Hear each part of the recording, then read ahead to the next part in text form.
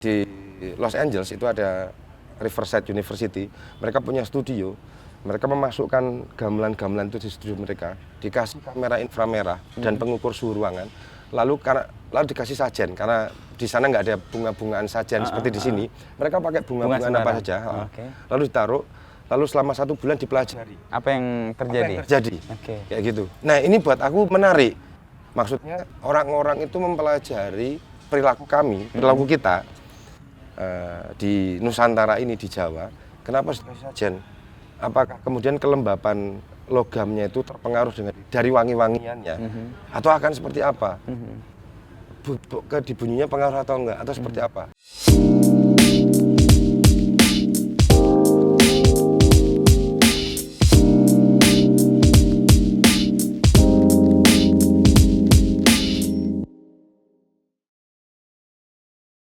Namamu tuh Ari Wulu, itu kan panggilan kan? Nama aslimu kan bukan Ari Wulu kan? Bukan. Itu gimana ceritanya sampai orang menyebutmu Ari Wulu? Bulunya juga nggak banyak banget. Nggak ada malah. Apa? Itu apa? Awal mulai? SMA sih. SMA di mana? Aku SMA di De Brito, SMA khusus cowok gitu kan. Nah, di sana boleh baju bebas, terus rambut boleh panjang. Boleh ngapa-ngapain, yang penting nilainya bagus gitu. Nah, aku masih kelas berapa ya? Kelas 1. Kelas 1 bulan pertama masuk sekolah di Jambak. Kelasnya itu kan nggak ada jendelanya. Iya, tahu aku cuman tembok gitu. Tembok. Orang bisa ngelongok gitu kan. Nah, rambutku kan keriting, jadi ya panjangku tuh kribo kayak rocker-rocker lawas lah. Ahmad Albar. Ahmad Albar. Tiba-tiba ada salah satu guruku itu narik jambak dari luar. Dari luar tembok. Oke. Wulumu apik le. Rambutmu kok bagus le. Habis itu namaku jadi Ari Wulu. Tapi sebenarnya namaku itu kan kalau di Dukcapil tercatatnya Ishari Sahida. Lah iya, Ishari Ishari Sahida. Itu yang nggak populer. Jadi aku udahlah biarlah nama itu di tempat yang terhormat di sana. Oke, di Dukcapil aja. Ari Wulu ini yang di jalanan lah kayak gitu. Tapi itu. Nama panggilanku emang Ari dulu. Oh, Ari. Nah, Wulu itu ada tambahan. Wulu tambahan dari SMA sampai sekarang. Mungkin di era itu kan banyak nama Ari juga kan? Banyak banget. Ari daging, Ari. Kayaknya semua nama Ari itu pasti ada belakangnya. Tambahan belakangnya kayaknya. Ari Lasso. Ari Lasso lagi. Iya, Ari Tulang kan. Ari Tulang, iya. Ari Daging dan iya, Ari Daging ya. Iya. Oke, itu Ari-Ari se-Indonesia lah. Iya, atau perlu bikin paguyuban Ari Indonesia ya ini. Terus minatmu ke musik dan terutama gamelan tuh gimana cerita selain karena bapak almarhum? Sebenarnya ini sih. Sebenarnya aku dari SMP. SMP-mu di mana? SMP-ku SMP 6 Jogja. Aku lebih tertarik ke musik elektronik sebenarnya. Awalnya? Iya. Aku di SMP itu bikin aransemen musik pakai. Jadi aku waktu SMP nemu keyboard yang ada drum mesinnya. Terus aku bikin. Aku waktu itu mengidolakan Iwake. Oh. Ya, Batman Kasarung. Terus aku bingung. Iwake, Michael Jackson, terus apa ya? Waktu itu hip hop belum tenar ya, tapi rap ya. Rap. Musik rap ini dari apa? Terus SMP itu aku sering diajak kakakku ke diskotik. Musiknya ini dari apa ya bikinnya? Terus aku nemu synthesizer, workstation. Nah, terus aku bikin suara drum dari workstation yang ada di SMP ku itu. Terus yang rap temanku. Terus nggak ada instrumen lain di SMP itu kecuali saron. Jadilah keyboard itu dengan saron nge-rap. Waktu itu di panggung Purawisata. Berarti tahun berapa ya? 91, 92 nah, di tahun-tahun itu. Setelah itu aku kenal alat musik yang lain. Aku tertarik sama band, tapi kemudian berkat MTV aku jadi kenal Nirvana sama Sepultura. Karena waktu itu Sepultura datang di Indonesia Lebak Bulus. Kebetulan almarhum papa kerja di stasiun radio, jadi aku banyak lah dengerin musik. Informasi. Terus aku jadi seneng metal. Sampai SMA, aku bikin band industrial, jadi musik elektroniknya masih ngikut, rapnya masih ada, tapi jadi metal, sama sekali nggak ada gamelannya itu. Tapi kalau didengerin kan cara ngomongku ini udah sangat gamelan ya, Jawa sekali loh, medok gitu. Itu udah mengalir kan. di nadi. In your blood gitu. Iya, itu nggak mungkin apa ditolak gitu. Ditolak ya. Okay. Jadi memang udah keluar. Jadi saomong-omonganku iki wis lendro banget suaranya.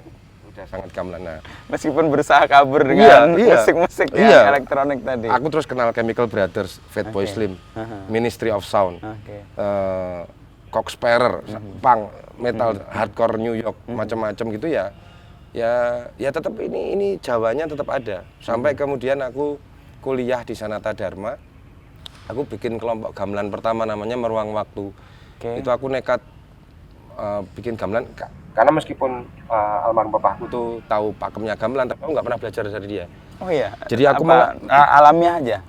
Aku mengagumi gamelan karena bunyinya awalnya. Karena ini bunyi yang kemudian cukup mewakili aku ketika ditanya orang kamu siapa. Oh, keluarlah musik itu. Iya, udah beres. Aku mau ketemu orang di Amerika, Eropa. Itu mereka tahu, wah ini Asia sebelah sana yang negaranya apa itu namanya Bali gitu. Oh, bukan Indonesia. Oh iya Indonesia gitu. Jadi udah langsung identitas yang sangat khas ya. Iya, langsung terjelaskan. Iya. Musik elektronik, rap, metalku itu jadi menambah kasana permusikanku ya. Tapi kedirianku tetap nggak bisa hilang. Kemudian di 2009 ketika papa meninggal, tiba-tiba di hadapan pada situasi. Iya, di kedukaan itu ada kalimat yang kemudian ini berarti sing neruske kowe le. Ini berarti yang nerusin kamu. Itu aku juga kaget karena waktu itu terus ditodong beberapa teman-teman media untuk ngasih statement setelah ini Gayam 16 dan YGF akan seperti apa. Itu nggak kamu rencanakan sama sekali? Enggak, aku masih mikirin ini nanti jenazah papaku berangkatnya gimana ya. Itu aku langsung dapat pertanyaan seperti itu. Waktu itu aku jawab ngawur, sumpah ngawur. Setelah ini aku merencanakan dengan teman-teman akan bikin sekolah gamelan. Itu aku masih ingat tahun 2009. Dan waktu itu kami belum punya gamelan sendiri. Kami hanya punya satu studio rekaman dan satu kantor yang untuk ngumpul teman-teman komunitas Gayam 16. Habis itu ya wes, aku berusaha mengerti, memahami, lalu menjalankan lah fenomena gamelan ini harus seperti apa di Jogja. Itu awalnya seperti itu. Tapi kalau ditilik ke belakang gitu aku ya rave party ya. Nanti ketemu tantra dan tantri. Iya, ke Saparua Bandung Berisik lah. Ada Jogja Brebek lah. Jadi pergaulanku terus jadi carut marut ya. Nah terus kemudian jadi kan sekarang kalau gamelan ya Hari Wulu. Itu dari mana startnya? Kan dari awal kan cuma ngomong nanti aku bikin sekolah gamelan. Itu kan kayak cuman sesuatu yang muncul begitu aja kan. Waktu itu sebenarnya jadi di tahun 2008 almarhum papa itu dengan Pak Heri Sudianto mantan wali kota itu pernah berencana bikin kawasan budaya Gayam. Nah, rencananya waktu itu memang kawasan budaya Gayam itu ruang kalau mereka mau belajar tentang kebudayaan salah satunya gamelan itu di sana. Ya, belum ada mau ngomongin apa? Sekolah itu belum ada. Waktu itu aku cuma nyeletuk aja ini harus ada sekolah tentang gamelan karena aku ngelihat ya kalau di sekolah seni yang diajarkan karawitan. Terus di sanggar-sanggar yang diajarkan juga karawitan. Tapi gamelan itu harus dilihat secara menyeluruh, tidak sebagai sebuah alat musik atau karawitannya, tapi teknologinya juga, metalurginya, organologinya, lalu frekuensi spektrum bunyinya seperti apa. Karena di tahun yang sama, di satu dekade di tahun yang sama, sekitar tahun 2000 sampai 2010, itu beberapa universitas di luar negeri itu mempelajari gamelan itu sangat tidak masuk akal untuk kita di sini. Misalnya mereka tahu ada beberapa gamelan yang dikasih sajen di sini ya, di Jawa. Di Los Angeles itu ada Riverside University, mereka punya studio. Mereka memasukkan gamelan-gamelan itu di studio mereka, dikasih kamera inframerah dan pengukur suhu ruangan, lalu dikasih sajen karena di sana nggak ada bunga-bungaan sajen seperti di sini. Mereka pakai bunga-bungaan apa saja, lalu ditaruh lalu selama 1 bulan dipelajari. Apa yang terjadi? Apa yang terjadi? Oke. Kayak gitu. Nah ini buat aku menarik. Maksudnya orang-orang itu mempelajari perilaku kami, perilaku kita di Nusantara ini di Jawa. Kenapa sajen? Apakah kemudian kelembapan logamnya itu terpengaruh dari wangi-wangiannya, atau akan seperti apa? Di bunyinya pengaruh atau enggak? Atau seperti apa? Ada penjelasan yang sangat logis menurut versi teknologi mereka ya. Karena sampai hari ini versi teknologi yang kita pakai adalah versi teknologinya Romawi, Yunani, Barat. Nggak pernah ada versi teknologinya Joyoboyo atau yang untuk pembuatan alat itu ya. Iya. Nah, jangan-jangan ini karena kita terus ya wes metode pembelajaran kita hari ini di sekolah pakai pola pikir Barat. Nggak ada yang pakai pola pikir Nusantara. Harus puasa dulu untuk mendapatkan ilmu dan sebagainya ya. Padahal siapa tahu dengan puasa pikirannya lebih tenang, otaknya, amigdalanya lebih terbuka, dia bisa memikirkan, oh yang terbaik adalah ini. Itu kan teknologi juga sebenarnya. Iya. Cuman itu nggak pernah dipakai, dipikirnya mistis. Nah, gamelan kan juga sangat dekat dengan itu kan. Jangan dilompati, jangan macam-macam lah, tapi nggak ada penjelasan logis. Itu yang mungkin membuat berjarak sama anak muda. Nah, waktu itu aku jadi kepikiran, oke, bikin sekolah gamelan. mungkin karena itu gitu lah. Karena aku ngelihatnya apa ya, nggak mutu ini. Iya. Pertama masalah teknologi sih, karena aku mungkin seneng banget ya sama teknologi. Cuman orang kan taunya teknologi itu ya ini Pitagoras, Archimedes. Teknologi kayak yang dianggap mistis itu orang nggak masuk tahu. tuh. Iya, karena udah ini dimatikan itu. Pola pikir itu dimatikan. Karena dianggap yang logis, yang argumentatif itu ya pola-pola pikir yang Yunani. Tadi. Iya, kan. Tapi kan nggak tahu. Contoh kasus ya. Waktu pandemi, ilmu mereka itu nggak ada yang dipakai, ya nggak ada yang terpakai sama sekali loh. Oh iya. Ilmu kita yang ketimuran dipakai. Iya. Betul, kebersamaan. Terus event mediknya. Iya. Iya kan? Semua hal yang terkait dengan pernafasan itu kan dari iya, itu nggak ada secara klinis. Mereka kan klinis ya apa? Logis, klinis. Kita kan dianggap tidak logis. Nah, itu kan bisa dibayangkan teknologi kita itu adalah teknologi yang tidak logis. Nah, untuk membantu orang supaya memahami gamelan lebih logis, jalannya gimana, Mas Ari? Bukan, kita tidak bisa memaksakan pemaham. Jadi anggaplah gini, ada satu teori, kita ngadepi banyak makanan ini, makanan. Ini makanan manis, makanan gurih, dan makanan tidak berasa. Nah ini sama, ini ada teknologi logis, teknologi yang tidak logis, dan mungkin ada teknologi yang lain lagi. Jadi ini bukan kontra, tapi ini varian. Oke. Kalau kamu itu seperti kamu pengen musik klasik atau pengen musik kontemporer atau yang lain. Atau yang lain. Nah, pengetahuan itu buat aku jadi seperti itu. Hanya saja kali ini kita kalah. Secara mainstreamingnya. Iya, ideologinya. Yang dijual adalah ideologi Yunani itu tadi. Jadi kita pola pikir kita semua harus seperti itu. Iya. Padahal itu varian. Itu varian. Bukan sesuatu yang harus di. Bukan kebenaran mutlak. Ya. Misalnya, kalau itu kebenaran mutlak, bagaimana caranya orang-orang Nusantara zaman dulu bisa maju di masalah pertanian? Mereka ilmu astronominya ada sebelum Yunani muncul loh.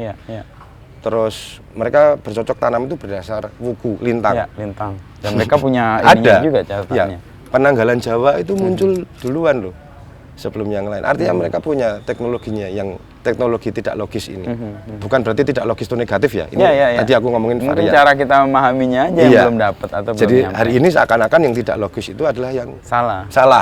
Wah, logis gue. Dengan yang lain. Harusnya nadanya jadi, oh kamu ini pakai varian yang beda ya. Kamu pakai perspektif tidak logis. Oke. Ya kan gitu harusnya, ya kan? Pendekatannya seperti itu. Masa itu. Aku ngelihatnya jadi kayak gitu. Kan kamu tadi kan nggak belajar secara langsung ya dari bapakmu sendiri, dari sesuatu yang kamu sekolah bahasa Inggris juga kan? Oh, aku kuliahnya sastra Inggris. Sastra Inggris kan di Sanata Dharma. Ini yang membuatmu dipanggil Sir itu juga, bukan? Enggak. Itu lain lagi. Itu lain lagi. Ini aku harus ngulik nih. Harus konfirmasi. waktu itu tuh aku karena kebingungan. Aku sebenarnya awalnya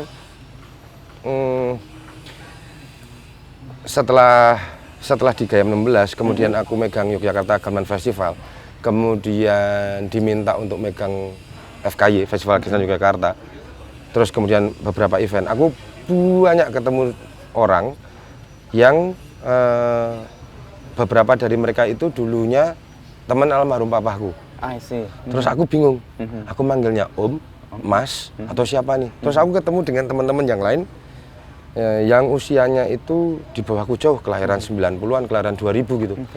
Nah, untuk amannya dan akrab gitu. Membuat canggung. Nggak membuat canggung, aku panggilnya Ser aja gitu. Tapi itu malah feedback. Jadinya malah mereka manggil aku balik jadi Ser. Aku padahal itu aku manggil mereka dengan sebutan. Untuk tidak biar nggak terlalu banyak aku Om, Pak, D, Mas atau D atau siapa gitu kan. Karena ketemu banyak orang aku pakai satu panggilan itu gitu. Aman buat semua. Tapi malah kebalik sekarang. Orang manggil aku Ser jadinya. Itu sebenarnya untuk aku bikin nyaman aja. Tapi dipikir orang, oh ini minta dipanggil Ser. Ya, aku nggak tahu. itu cuman ya aku waktu itu karena aku cukup panik, tiba-tiba ketemu banyak orang sih. Di kurun waktu 2013 sampai 2018-an lah. Karena itu ngurusin gamelan, ngurusin FKY. Terus aku mulai bikin festival video mapping juga. Video terus mapping mulai dulu. Banyak ke luar negeri. Mulai banyak kegiatan yang aku sendiri juga nggak menduga. Banyak bahan kegiatan, emang Jogja kurang orang atau gimana? Atau dirimu yang kurang kerjaan? Kayaknya aku yang kurang kerjaan. Aku seneng ya kemana-mana. Tapi dari dulu sih, seneng kemana-mana. Aku tuh kelas 1 SMA nggak naik gara-gara belain Bon Jovi ke Indonesia. Terus waktu itu ada yang namanya festival Indonesia Drum Festival di Ancol. Aku bantuin papaku tapi harus bolos sekolah. Ya bolos lah. Iya. Lebih seru main ya dibanding sekolah. Iya. Jangan terganggu main gara-gara sekolah. Iya. Terus mulai main ke Ujung Berung, ketemu anak-anak metal di sana. Ke Malang sama anak-anak Forgotten, ke Jakarta sama anak-anak Tengkorak. Di Bandung sama anak Ujung Berung kompleks lah, banyak di sana. Ke Semarang, ketemu skena. Kalau dulu bahasanya apa ya? Bukan skena dulu tuh. Komunitas mungkin ya. Nah, udah berlanjut dan orang rumah juga nggak ada yang komplain. Efeknya adalah sekolahnya agak terabaikan. Nggak naik. Veteran. Tapi masih lanjut. Masih. Masih boleh ya? Masih. Di zamanku masih boleh. Selama ada beberapa nilai yang masuk akal. Ada berapa masuk akal? Kalau ada nilai-nilai itu nggak masuk akal, ya sudahlah. Itu nggak boleh lanjut. Tapi mulai tahun 2000 kayaknya udah nggak boleh. Habis itu, ya wes, aku masuk Sanata Dharma ke sastra Inggris itu juga karena waktu itu aku band-bandan gitu, Inggris-Inggrisan gitu. Tapi grammarku jelek, terus sama anak-anak dia cekin. Aku mau sekolah sastra Inggris. Jadi cuman gara-gara itu. Dan di Sanata Dharma kan yang paling prestisius lah paling nggak di Jogja. 8 tahun, selesai skripsi, mau pendadaran, ada band dari Belanda namanya Van Katun Tour ini. 1 bulan Jawa Bali. Butuh mereka. Ikutlah aku. Terus pendadaran ditelepon sama pembantu rektor 2 ini, ujianmu gimana? Kayaknya nggak bisa Pak, aku masih dari Bali ke Bandung kemana? Wes, lewat juga. Lewat maksudnya nggak lolos? Enggak. Sampai diteleponin ini, sampai 2 tahun berikutnya aku bilang nggak usah wes. Nggak usah dilanjutkan? Akhirnya nggak lanjut bener? Enggak. Padahal udah tinggal pendadaran aja? Udah ya, skripsiku udah beres. Tinggal pendadarannya. Terus, tapi sampai hari ini aku masih berhubungan dekat dengan Sanata Dharma. Jadi kadang jadi dosen tamu lah, kadang ngisi jadi pembicara lah, bantuin Romo Banar di Festival Gamelannya Sadar lah. Masih komunikasi. Meskipun sejarah kuliahnya di situ tidak ditutup atau tidak diselesaikan. Enggak, dan beberapa nggak tahu kalau aku nggak lulus. Jadi mereka ngilanya aku. Aku juga baru tahu loh, nggak lulus. Ngiranya aku alumni, aku masih punya piagam penghargaan sebagai alumni mengisi apalah gitu. Oke, dipikir alumni beneran. Aku udah ngomong aku nggak lulus loh. Yang penting pernah sekolah di sini. Sekolah di sini. Oke. Terus kembali ke gamelan lagi. Habis Bapak meninggal kan itu kayak jadi bagian yang Ari Wulu geluti ya. Dan itu kan bukan sesuatu yang mudah ya. Apalagi kan Bapak yang tadinya sangat intens tiba-tiba anak yang baru kemarin. Nah, ini gimana perjalanannya, Ari? Itu lumayan. Modalku di 2009 itu cuman waktu itu aku sering bikin event musik elektronik sama Marjuki, Kill the DJ. Waktu itu kami punya kolektif namanya apa ya kolektifku ya? Kok lupa aku. Saya Marjuki, masih yang di sini dekat Kota Baru itu. Jadi dulu aku, Juki, Jompet, Yosi, Ugo itu bikin kolektif namanya Performance Factory. Performance Factory. Ya, terus itu bikin Parking Sound. Nah itu kan kurun waktu 2099 sampai 2004. Kemudian 2004 sampai 2007 aku bikin Sound Boutique, masih musik elektronik. Terus programnya namanya Electro City. Nah modalku itu cuma itu sebenarnya, bikin event-event musik elektronik, rave party. Iya. Tiba-tiba gamelan. Iya. Kan sesuatu yang berbeda kayaknya. Tapi kan sama pengelolaannya. Nah, aku kebetulan aku mengadopsi cara-cara Gayam 16 dalam menjalankan event. Itu aku pasang di baik Electro City maupun di Performance Factory komunitas. Nggak pakai pola-pola yang saklek gitu.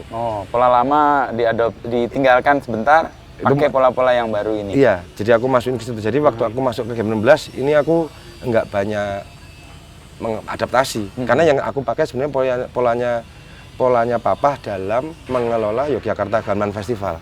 Itu yang aku pakai di situ sebenarnya. Nah, ketika kemudian Papa meninggal, aku harus meneruskan. Ini sebenarnya di Gayam 16 itu udah ada tim yang bisa jalan.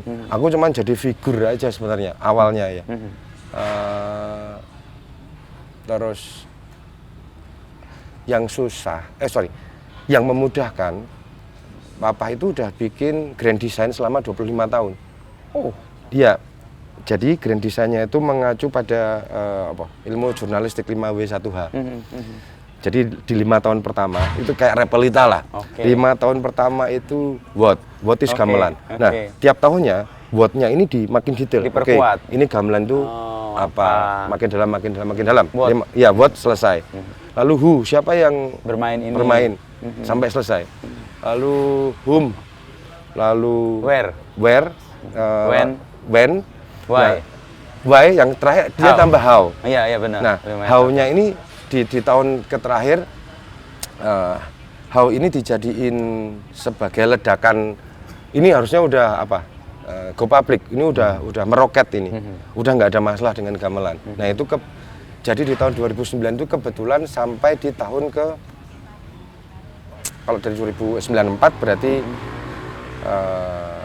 paruh masuk ke tahun ke 15 tahun pertama ya. 5 tahun ketiga berarti ya. Nah, masuk di situ. Nah, aku mulai belajar. Itu udah sistemnya udah ada. Udah ada. Jadi tinggal jalan. Udah gitu ya. Aku tinggal jalan, cuman tinggal masukin gagasan-gagasannya mau seperti apa, kemasannya seperti apa. Cuman seperti itu sih. Nah, itu aku belajar.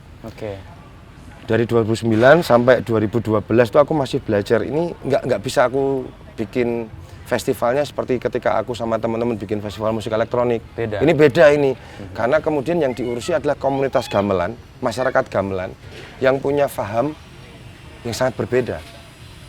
Jadi ada satu kesempatan kami itu dapat funding lumayan gede dan penampil YGF itu nggak ada yang pernah dibayar kecuali ada dukungan dari Dinas Kebudayaan atau Kementerian atau ada funding lain. Nah, kebetulan waktu itu kami dapat funding. Dan ini kami pengen berbagi sama penampil. Ada beberapa penampil yang menerima, beberapa yang lain nggak mau. Itu menolak dan marah.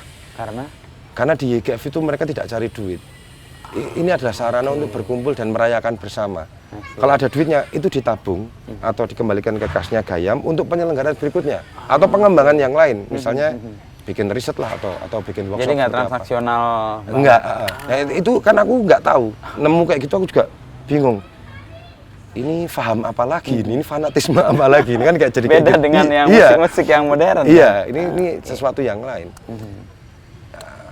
Dari situ kemudian aku belajar masyarakat Jawa itu nggak melulu transaksional, kebersamaan itu lebih penting. Sampai kemudian aku ditunjuk, dipilih atau dijelomprongke, aku juga nggak jelas ya. Kayaknya yang terakhir. Iya. Jadi ketua FKY di 2013. Masalahnya FKY itu kan 2 tahunan ya.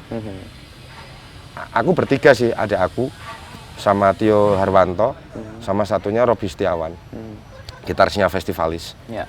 Kita jadi ketua FKY itu selama 6 tahun. Itu rezim terlama di sejarah FKY.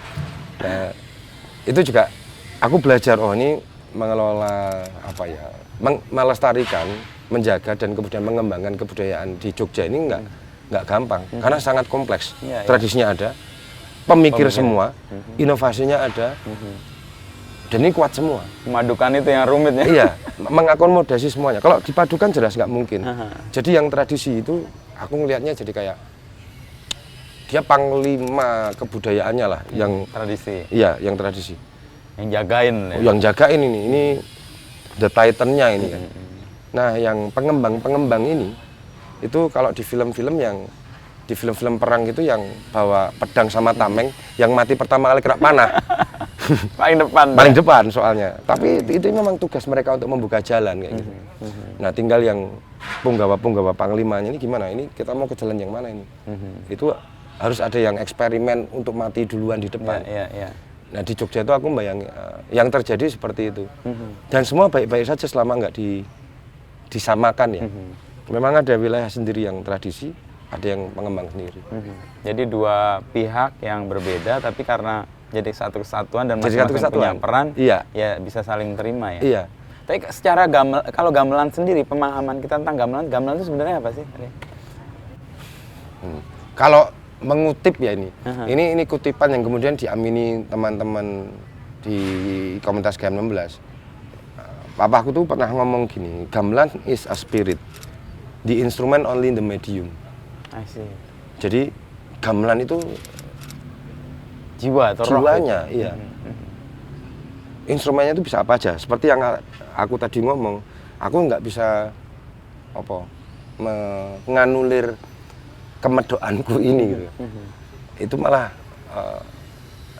purity gitu kan. Nah, jadi aku dengan gaya seperti ini pun, ini kegamelananku tetap muncul.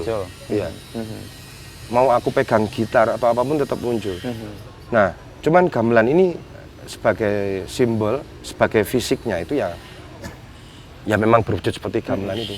Dan gamelan itu kan menjadikan gestur kita bagaimana berperilaku seperti gamelan, harus duduk sama rendah, bersama-sama. Itu kan ajaran yang diajarkan di karawitan ya, di gamelan.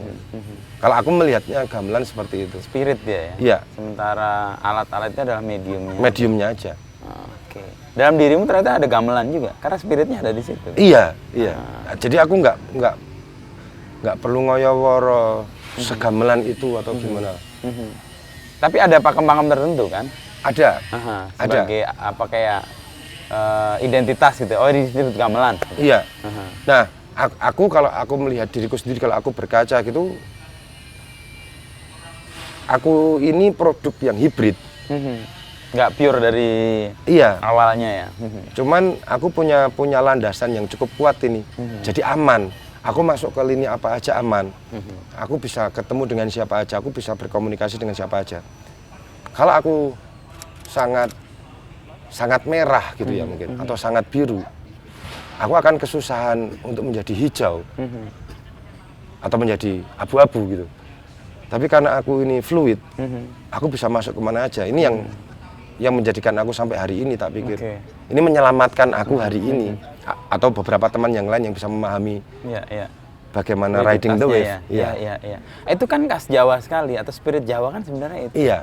Dia bisa masuk kemana aja dengan situasi yang berubah sekalipun, dan dimasukin jadi Jawa. Iya, nah walaupun ada pemahaman-pemahaman seperti blangkon yang kami pakai, mondolnya di belakang, pasti mengerutu di belakang. Nah, aku berusaha memahami bahwa karakter kami memang seperti itu. Jadi aku belajar untuk berbicara terus terang di awal. Misalnya tentang duit, ya wes, semene atau seberapa gitu, di awal. Karena kalau enggak, aku suka menggerutu di belakang. Aku enggak akan berkonfrontasi dengan kalian, tapi menggerutu di belakang. Iya. Tapi budaya itu kan ada yang berubah, berarti kan berani ngomong di depan itu iya, sesuatu. Itu sangat tidak sopan. Lazim, ya tidak sopan. Tapi kamu tempuh. Iya, karena aku harus berhubungan dengan planet lain. Ya nggak semuanya dengan paham yang sama ya. Iya, sama seperti kemudian ketika gamelan aku rekam, terus aku jadikan kasanah di elektronik, di sampel bangku. Jadi aku mainin lewat software dan bisa menjadi apapun gitu. Banyak temen yang kontra. Iya, kamu ngapain? Udah, aku yang mati pertama, kalian diem aja di situ. Nanti kalau ada hasilnya coba kalian lihat, kalau nggak ada hasilnya tinggal aja. Gitu. Ini jadi kayak pemanah-pemanah yang di depan. Iya, berfungsi sebagai. Aku jadi yang bawa tameng, yang mati kepanah duluan itu nggak apa-apa, aku nggak apa-apa.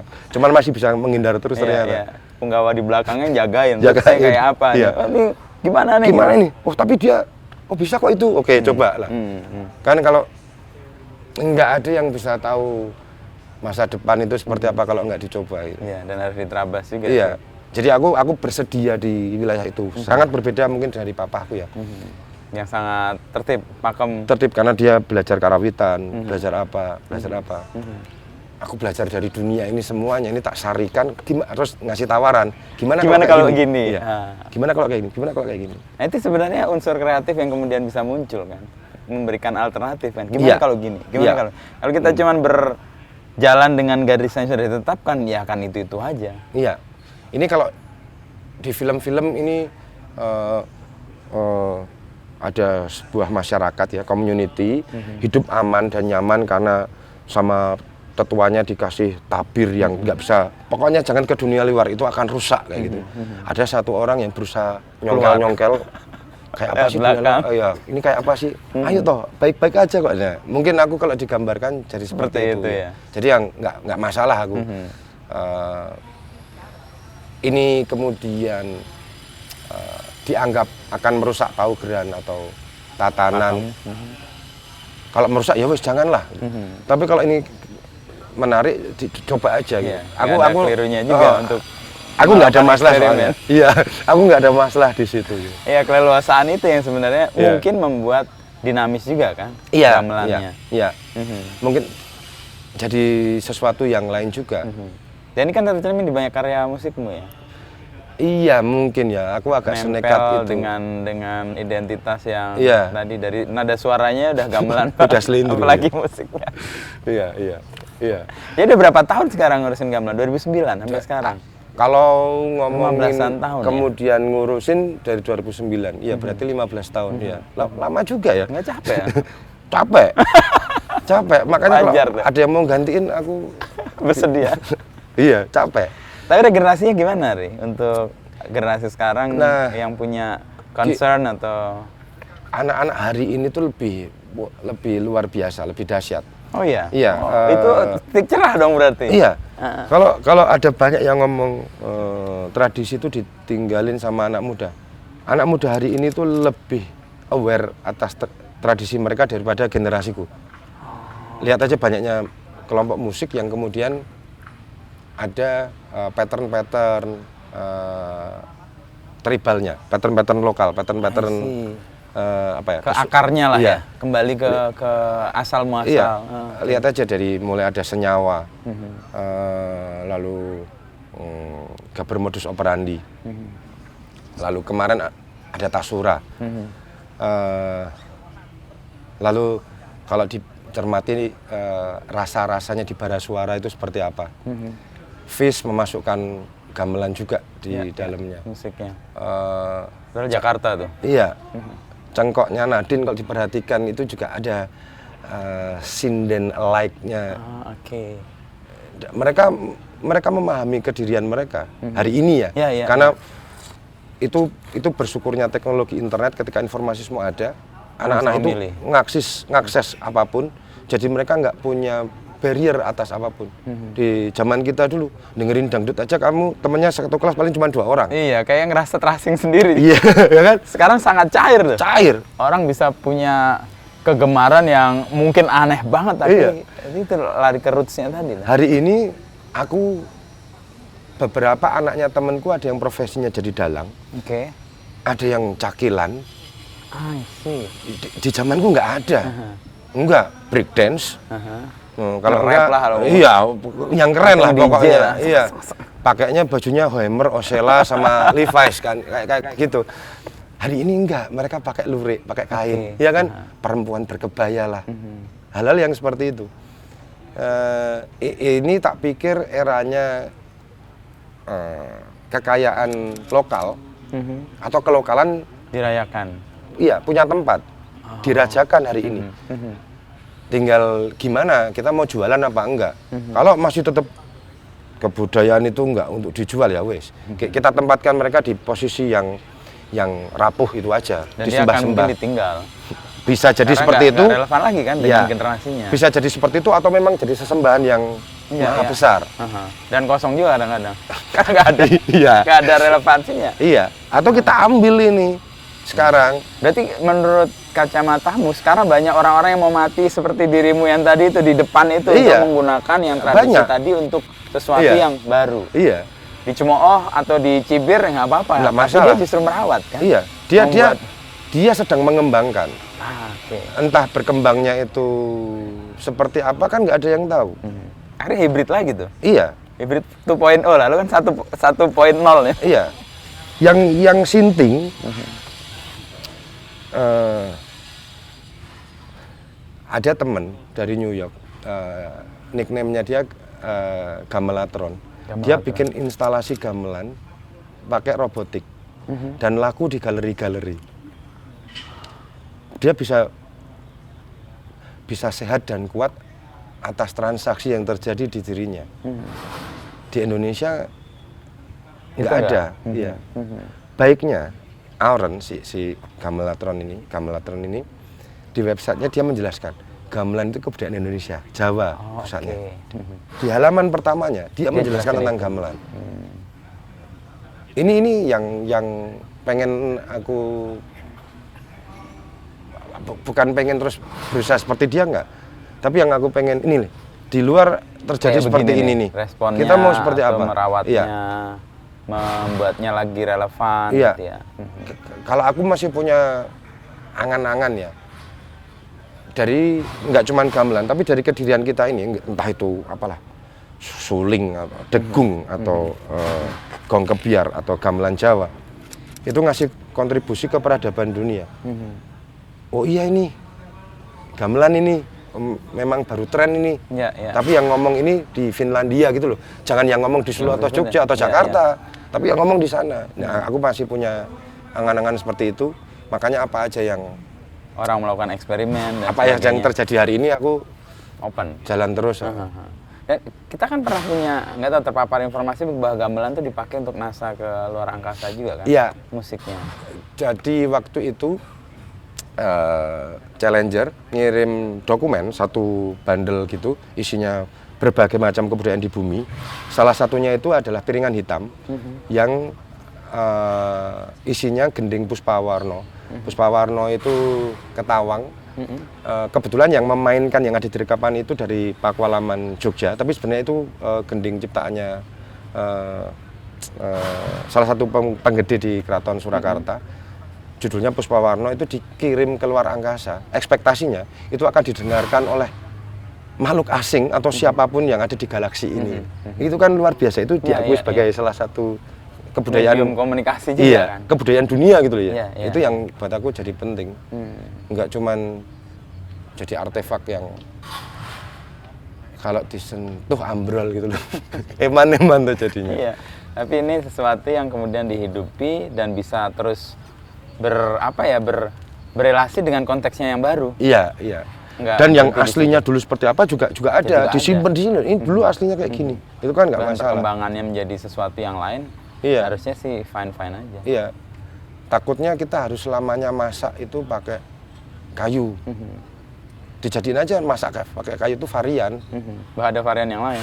Apa ada yang pakai gas, ada yang pakai listrik, ada yang pakai doa. Nggak tahu kan, siapa tahu besok ada dengan doa jadi masakan. Iya, dengan kata-kata getaran frekuensi suara manusia itu kalau digetarkan di seberapa itu jadi panas. Kan itu alih energi ya. Iya, benar.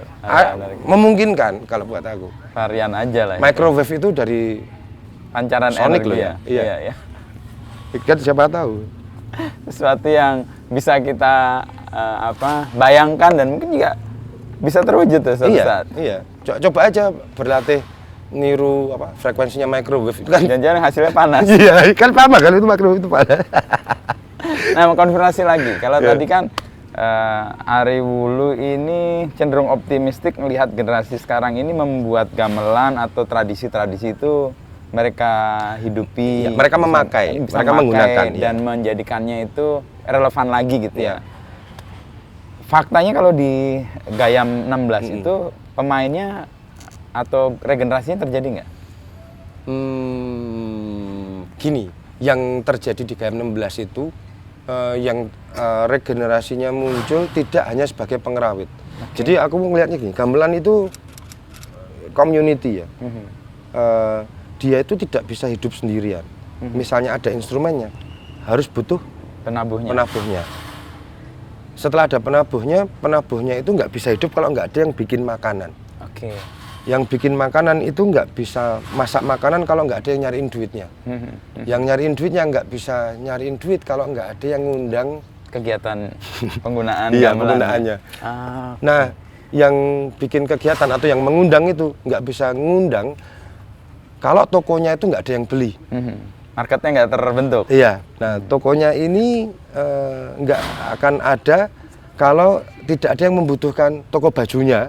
Itu nggak akan ada kalau si pemain gamelan itu nggak beli baju di situ. Nah, muter itu ya. Iya, itu kan ekosistemnya segitu itu. Nah, itu yang di Gayam 16 lakukan. Jadi tidak hanya pengrawitnya. Tapi kalau pertanyaan adalah persentase pengrawitnya itu regenerasinya berapa? Paling besar 30%. Tapi lingkaran yang lain itu lebih besar. Karena lingkaran yang lain itu muncul nggak cuma dari masyarakat Jogja, tapi dari seluruh Indonesia. Jadi volunteer di Yogyakarta Gamelan Festival itu hanya orang Jogja. Nggak hanya orang Jogja, kebanyakan mahasiswa yang ada di Jogja. Nah, 30% dari volunteer itu kemudian stay. Jadi di Gayam aktif 16. di Gayam 16. Dia yang menjadi regenerasi. Seperti itu terus dari tahun 94 sampai hari ini. Nah, kami itu yang aku sebut adalah keluarganya Sabto Raharjo ini kebetulan itu mengelola komunitas ini. Sebenarnya komunitas ini sangat terbuka dan ini keluarga itu hanya mengelola. Jadi aku takut ini jadi kayak personifikasi. Karena jadi aku takut jadi nggak jalan. Jadi semua tergantung kayak gitu. Itu aku agak takut sebenarnya. Nah, kalau bikin festival gamelan itu kan sudah bertahun-tahun ya. Jadi tahun depan tahun ke-30. Tahun ke-30 itu. Mungkin di Indonesia itu salah satu yang festival tertua ya. Oke. Nah, apa yang terjadi di festival? Terus terang gue belum pernah intensi ikut sih. Jadi sebenarnya yang terjadi itu festivalnya itu menjadi media tempat untuk berkumpul para pelaku gamelan. Baik cuman menonton, cuman ngeritik, atau pengen presentasi karya. Nah, itu mereka berkumpul di situ. Nah, ketika berkumpul itu kan juga salah satu ideologinya gamelan. Together gitu kan. Nah, ketika berkumpul ada komunikasi yang terjadi. Nah, ketika ada orang-orang dari luar Jawa, termasuk orang dari luar Indonesia ya, ketemu, mereka jadi mengikuti pola yang disediakan oleh gamelan. Nah, yang terjadi di YGF itu sebenarnya seperti itu. Tidak hanya pementasan. Ya kayak melting pot juga ya. Dari banyak. Dari awal memang disebutnya sebagai tempat berkumpulnya para pencinta gamelan. Bukan sebagai konser musik. Tempat berkumpul. Bertemu, bertukar pikiran atau gagasan. Atau kritik bahkan. Atau bahkan sekedar nonton. Dan audiensnya siapa itu biasanya? Dulu di awal, karena di Jogja itu cuma ada Skaten, Gamma Fair, FKY sama YGF. Penontonnya jadi seluruh lapisan masyarakat. Kebanyakan mahasiswa. Oke. Nah hari ini pelaku seni agak bergeser penontonnya. Spesifik pelaku seni ya? Pelaku seni dan beberapa mahasiswa sih. Oke. Tapi awal-awal dulu luas ya sebagai sangat luas. Kalau yang awal, karena di Jogja nggak banyak. Sekarang kayaknya tiap minggu ada festival di Jogja. 2 hari sekali. 2 hari sekali itu hitungannya? 1 hari itu 1,5 festival lah. Kayak hari ini kita datang di sini kan?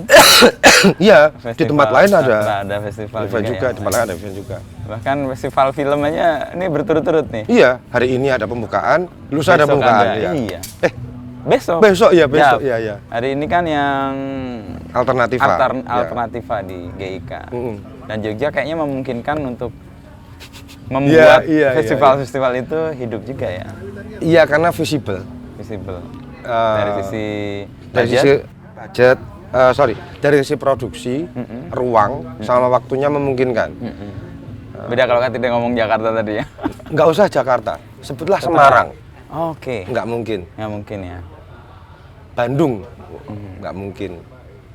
Jogja ini sangat mungkin karena pertama kalau butuh orang, tinggal lewat tol semua. Kebetulan tol juga ngumpul di tengah sini. Terus kosnya juga lebih manusiawi. Terus mengorganize orang-orang di sini itu lebih gampang karena pemahaman ada acara. Oh, masyarakatnya lebih gampang. Digawe gitu. Iya, ya digawe. Iki hari lagi digawe ya. Udah kayak gitu. Itu sih. Kalau di tempat lain kan ya agak kalau nggak ada waktunya susah kadang kan gitu. Di sini padahal waktu adalah ya kayak gitu. Ya mungkin karena di sini juga nggak terlalu transaksional ya. Meskipun Ari juga ngerasa di depan harus disampaikan juga lah supaya clear ya. Supaya beres. Mendol di supaya nggak mendol di belakang. Kan lebih. Tapi lama kelamaan jadi bisa mengidentifikasi mana yang harus transaksional, mana yang nggak perlu ngomongin apapun tinggal dikerjain. Itu nanti akan kelihatan. Ya. Walaupun sekarang banyak yang menunggangi keduanya ya, banyak. Tapi akan kelihatan lah. Oke, lu kan awal seneng musik sesuatu yang bukan yang gamelan sama sekali, tapi tiba-tiba harus mengelola ini. Itu kayak takdirmu atau bukan kamu lihatnya ini? Atau gimana? Karena ya udah jalan gitu. Aku ini satu-satunya yang aku ya udah. Aku bilang ya udah. Itu cuman ini. Biasanya aku agak resisten. Memberontak kayak gitu. Tapi ini aku ini aku harus jalanin. Mungkin karena aku juga orang Jawa ya. Peninggalan dari leluhur itu harus dijaga kayak gitu. Nah, aku ngerasa ini yang diwariskan oleh orang tuaku. Jadi kemudian aku mencoba merawat sebisaku. Cuman sebagian pakai caraku. Aku nggak mungkin pakai caranya dia, bapak gitu ya. Sepenuhnya. Jadi aku belajar, kemudian aku modifikasi pelan-pelan supaya bisa ngikutin juga. Dan itu kan malah lebih menjiwai juga kan, dibanding copy paste apa yang sudah dilakukan. Kita cuma jadi kayak tukangnya aja gitu. Padahal kan harusnya. Dan ada ketakutan, jangan-jangan udah nggak relevan. Itu betul juga. Itu. Terus aku nggak tahu caranya juga. Misalnya kalau dulu diceritain untuk supaya bisa nutup gayam untuk Yogyakarta Gamelan Festival. Mungkin waktu itu papa tinggal telepon ke Pak Eri, aku nutup ya, itu selesai. Hari ini aku mau telepon siapa ini? Kayak gitu, itu jadi polanya lain. Makanya diperlukan cara yang lain juga kan? Strateginya lain, pendekatannya lain. Terus dulu butuh sound system juga tinggal telepon, datang. Ada Om Felix dari Blast langsung, oke, sound system, lighting, panggung beres semua. Nah sekarang hari ini sopo ini? Bentar, aku baru ada job ya kayak gitu. Nah, itu kan berarti butuh. Ya itu tuh modal sosial yang papa punya. Dan aku kan nggak belum tentu. Beda, modal sosialnya beda. Nah itu yang kemudian aku ngomong ada modifikasinya lah. Juga teman-teman yang pentas juga. Hari ini teman-teman gamelan yang pentas lebih sadar teknis. Kebutuhan atas teknisnya tinggi. Aku pengen ini aku pentas tapi soundku spasial kayak gitu. Ada request kayak gitu. Kalau yang kemarin-kemarin ya di los aja. pokoknya aku pentas ketemu kowe. Aku di lebih panggung, serawungnya yang diambil. ketemu kalian. Gimana caranya harus ada YGF kayak gitu. Hari ini nih advance. Oke, YGF harus ada, tapi aku pengen pentasnya kayak gini, aku pentasnya kayak gini. Aku butuh waktu 1 bulan sebelum pentas kayak gitu. Untuk ngecek dan sebagainya. Dan itu aku masih belajar sampai ke tahun ke-15 ini. Iya, karena ketemu teman-teman. Kebetulan yang tahun ini aku ketemu teman-temannya Papa yang senior awal sebelum ada YGF. Jadi sebelum ada YGF itu mereka ketemu di Kanada. Aku lupa. Satu kota Quebec, bukan? Satu kota di Kanada. Ada konferensi di sana, konferensi musik. Terus ide muncul, kita bikin festival gamelan. Harus di Indonesia. Karena waktu itu idenya mau di Kanada.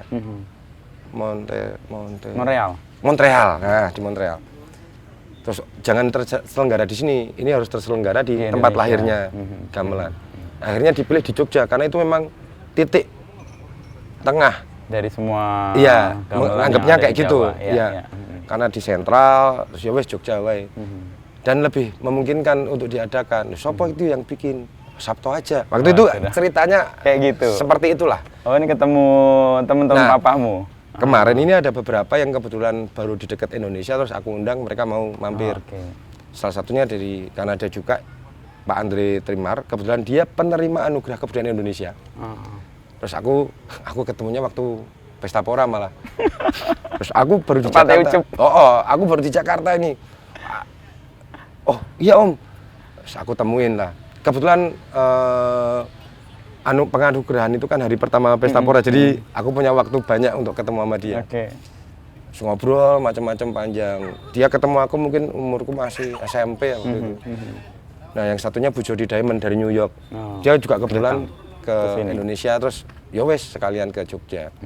Nah ini kan mereka ini kan yang tahu nih cerita sebelum viral awal lah ya.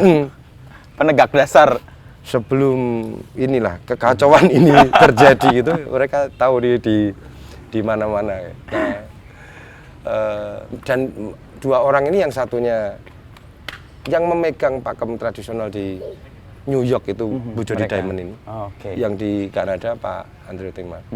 Dua orang itu. Iya, dan mereka bukan orang Jogja semua, bukan orang Jawa juga, orang-orang asing semua. Nah posisi itu kan kayak upayamu yang kamu lakukan, dapat energi baru nih karena ada ketemu orang-orang yang menjadikan ini muncul. Dan sekaligus kritik. Kritik. Iya. Mereka mengkritik. Iya, karena buat mereka ini kamu memporak-porandakan apa ini? Harusnya nggak kayak gini, harusnya. Tapi punya argumentasi kan? Iya. Dan mereka terima. Iya. Kritiknya hampir sama seperti ketika sesepuh yang di Jogja ngomong. Jadi mereka memang sangat Jawa. Walaupun mereka orang Amerika dan orang Kanada ya. Mereka sangat pola pikirnya sama kritiknya sama Jawa. Ya aku menerimanya ya udah seperti biasa dikritik yang lain juga. Ngeyel seperti biasanya aku ngeyel. Dan argumentasinya justru ini yang membuat festival itu terus jalan. Iya. Kalau enggak mungkin nggak tahu, jangan-jangan aku nawarin atau ada ide apa, aku tawarin balik ke mereka seperti itu. Jawabannya? Jadi sepertinya mereka karena nggak bisa ngasih apa-apa juga, aku lihatlah gitu. Dan mereka kan datang ngalami, terus karena biasanya cuma 3 hari, ini kamu bikin 7 hari. Iya. Terus duitnya gimana? Nggak tahu aku, tapi ada kok. Aku nggak tahu. Aku cari sama teman-teman.